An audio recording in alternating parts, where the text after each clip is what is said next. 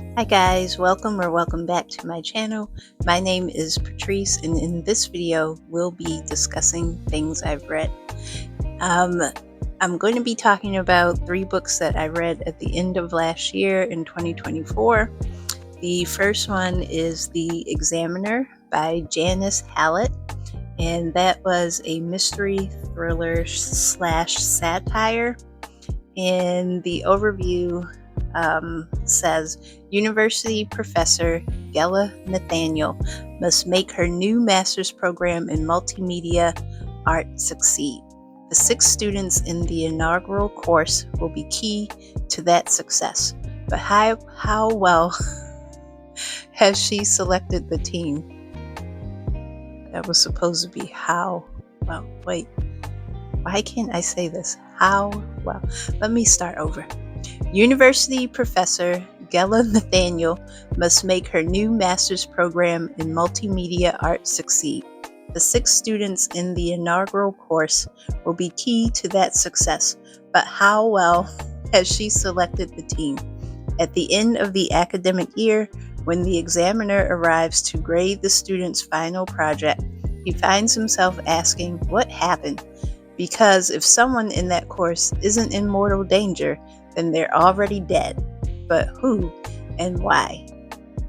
So this book was very, very interesting because it used like a lot of notes, emails, and group chats to have the reader piece together like the mystery and if anyone died or if anyone was in trouble. So that was the first time that I'd ever read a book like that. And there were some pretty good twists in the story. The only thing that I didn't really care for is that the characters were pretty unlikable. They were all annoying.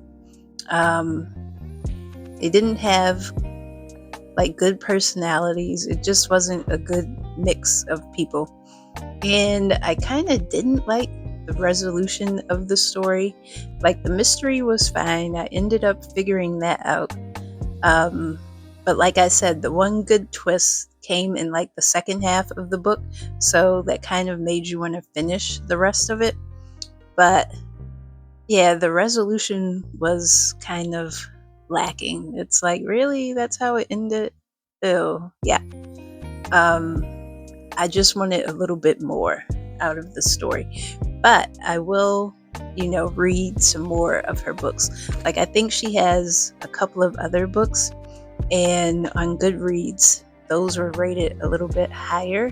So I'm definitely going to check her out when I go back to the library. The next book I'm going to talk about is Tales of the Celestial Kingdom by Lynn. And this is a fantasy romance book / young adult, and it's like short stories. I did a reading vlog with this book, and I just, I'm not a big romance person, but I did, I don't know why this is falling. Wait a minute, guys. I'm not a big romance person, but I did like really enjoy her 2 novels. So the first novel is called Daughter of the Moon Goddess, and the second novel is Heart of the Sun Warrior. And they are like long reads, but it's like so good. Like her writing is more like poetry than writing, and like the romance parts did not creep me out. Like they weren't like all fluffy and just like gross where all they wanted to do was like jump each other's bones. It was more like I don't know, like really romantic, I guess. That doesn't make any sense, I know, but like I guess there was just more feeling to their romance. Like you really got that they cared about each other and stuff. Like one of the quotes from the book, it says, "We had to bear our burdens the best we could, for we alone knew their true weight. Like, she is so good. Like, she's such a good writer. And like, the cover was like so pretty. It was so awesome. Also, this book has illustrations, which I love. I don't know why like more adult books don't have illustrations. Like, I would really like if they included illustrations, and I'm actually going to put a few up on the screen that came from the book. But like, it would be awesome if more of our books had illustrations. I don't know why they think like just kids want illustrations, but I was just in love with those illustrations. It was a satisfying like ending. So let me describe. So the book is broken up into 3 sections. I don't know why this keeps leaning. Wait a minute. Okay, better. So the book is broken up into 3 sections. So the first section is called Dusk, and it contains 3 stories, kind of like the prequel before her first book, Daughter of the Moon Goddess. And this really talks about her parents' story and sort of like how her mom became the Moon Goddess. Then we get the Twilight section, and that contains stories from both of the books. So her second book was Heart of the Sun Warrior. So we got to have 4 stories from, I think, 3 different points of view. And then the last section of the book was called Dawn, and that was actually the epilogue to the second book, Heart of the Sun Warrior. So we got like a nice epilogue, a nice conclusion to the story. It was so satisfying. Everything was resolved. I loved it. I loved it. I loved it. I loved it. And again, like I said, a beautiful cover. Oh my goodness, I forgot. I didn't read the overview. Okay, the overview. Tales from the Celestial Kingdom collects 9 stories, 2 previously published, 7 original, including the epilogue to the duology set in the enchanting world of the immortal realm.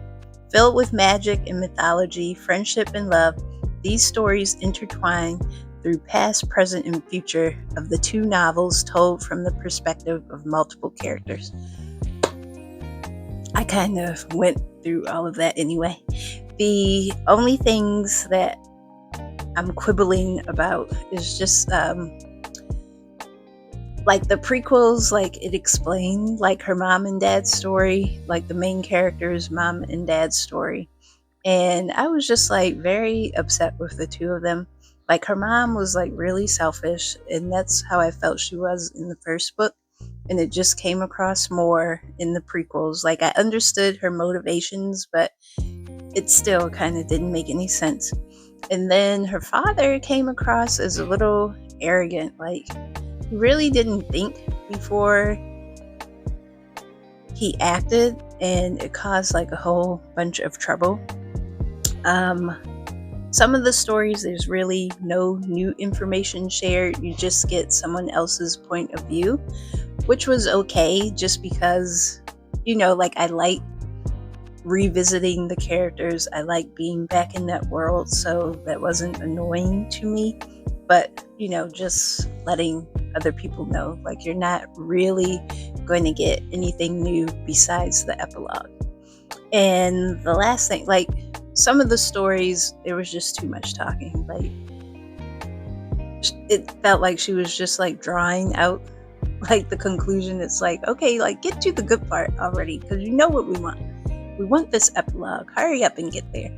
But one of the other things that I like, so this book, Tales of the Celestial Kingdom, the author, she donated the proceeds of the book to charity. So that was another thing that I like, and I would definitely recommend that everyone pick up the series and just read all of it. You definitely need to read, of course, like the first 2 books, and then read the companion tales. Oh, I forgot. Oh my goodness. Let me go back. I forgot to tell you guys what I would give the examiner. So I would give that book a 4-star 4 stars. And then I would give Celestial Tales, I gave that 4.5 stars. The next book I'm going to talk about is We Three Queens by Rhys Bowen, and that is a cozy mystery historical fiction. And I got this in December from the library, and this was actually one of my last reads of the year. That and the Tales of the Celestial Kingdom.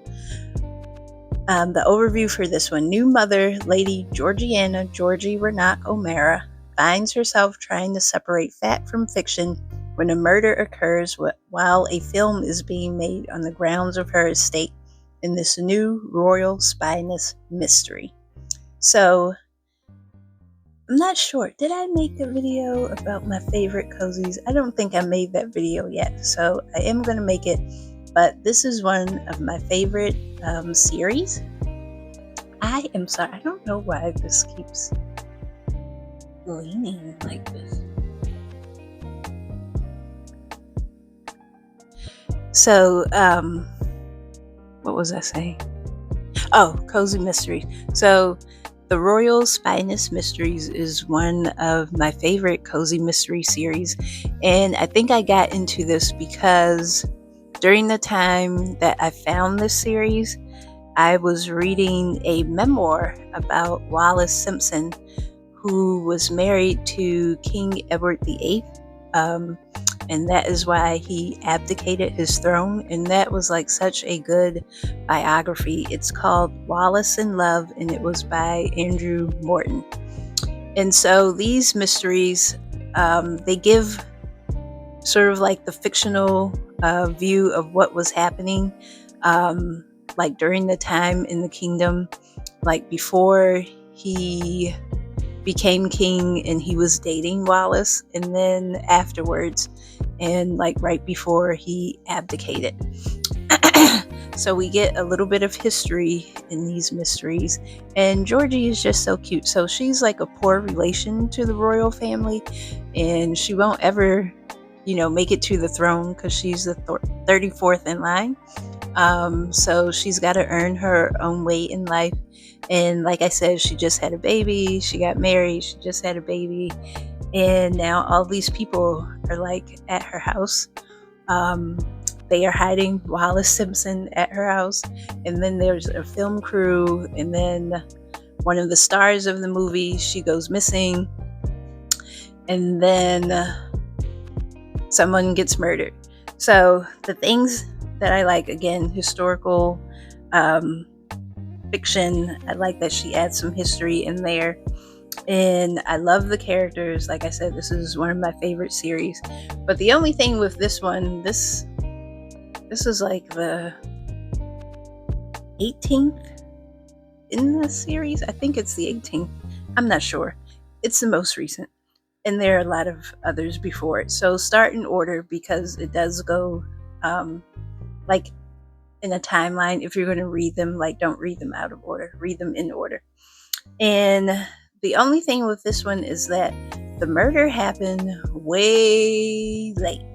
Like, it just felt out of place, because it was like the story was almost over and then the murder happened, and it's like, hello, like, I need the murder to happen like in the first couple of pages. Like, I'm the type, like, I need that murder to happen in the first couple of chapters. If not the first chapter, then the second one. Someone needs to die. And I think it would have been better if another character was murdered. Like, the person that was murdered, it kind of didn't make any sense. Like, this murder came out of nowhere. Like, I don't know. And the culprit, was so far-fetched. Like, just like the whole murder thing, it was just too ridiculous this time. I still enjoyed the book. I gave it a 4 just because I really like the series, but yeah, didn't really do much for me. You've made it to the end of this video. Thank you so much for watching. Please don't forget to like, comment, and subscribe. Let me know if you've read any of these or if you're interested in reading any of them. And let me know what I should be reading. What should go next on my list to be read. Again, like I said, thanks for watching, and I'll see you the next time. Bye bye.